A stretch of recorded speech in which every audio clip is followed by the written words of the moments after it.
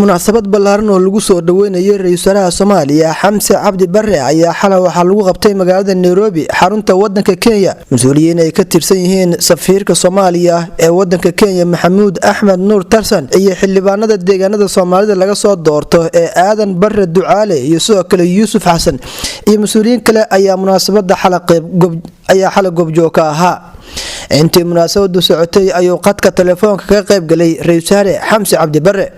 sidoo kale mas'uuliyiintii halka ka hadashay ayaa waxay sheegeen in loo baahan yahay in ra'iisul wasaaraha la shaqeeyo maanta wixii ka dambeeyay qaran Soomaaliyeed buu madax u yahay nin Soomaaliyeed kama xigo Soomaalida kale Soomaaliya oo dhan baa wada leh marka waxaan leeyahay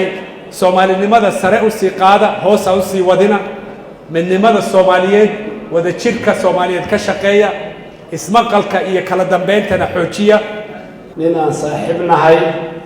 nin aan garanayo wada ku mahadsan yahay rag badan oo Soomaaliyeed ayaa kursiga u qalma ama la siin karay laakiin intuu fiiriyay falanqeeyay ilaahayna u qoray ayuu Xamse Cabdi la soo baxay maantana way mahadsan yihiin baarlamaanka federaalka Soomaaliya way ansixiyeen saan aaminsanahayna waa la dhaariyey marka waa nin hadda ra'iisul wasaare ilaahay inuu ka dhigo midkii adiga madaxweyne xasan sheekh ummadda Soomaalida u shaqeeyo mideeyo mid ka dhigo kibisa si cadaalad oo u qaybiyo qabiil ka bixiyo diinta islaamkana u istaago wadamada carabta waad ogtihiin waxa ka jira iyo maamuladooda haddana mar kasta waa u ducaynayaan masaajid kasta salaad kasta oo ay galaan waa u ducaynayaan madaxdooda annaguna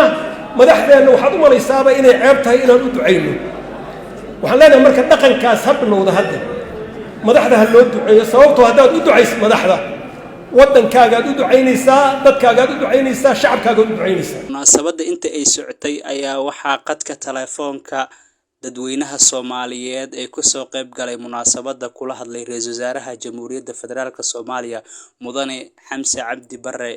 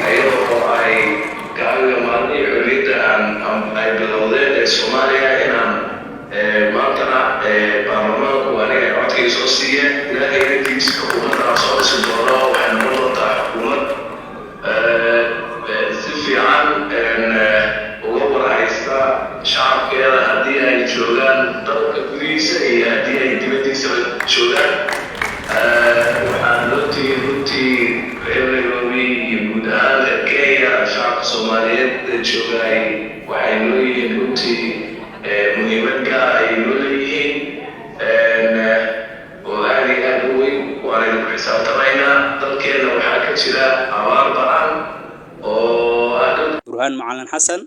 warbaahinta qaranka Soomaaliyeed magaalada Nairobi dalka Kenya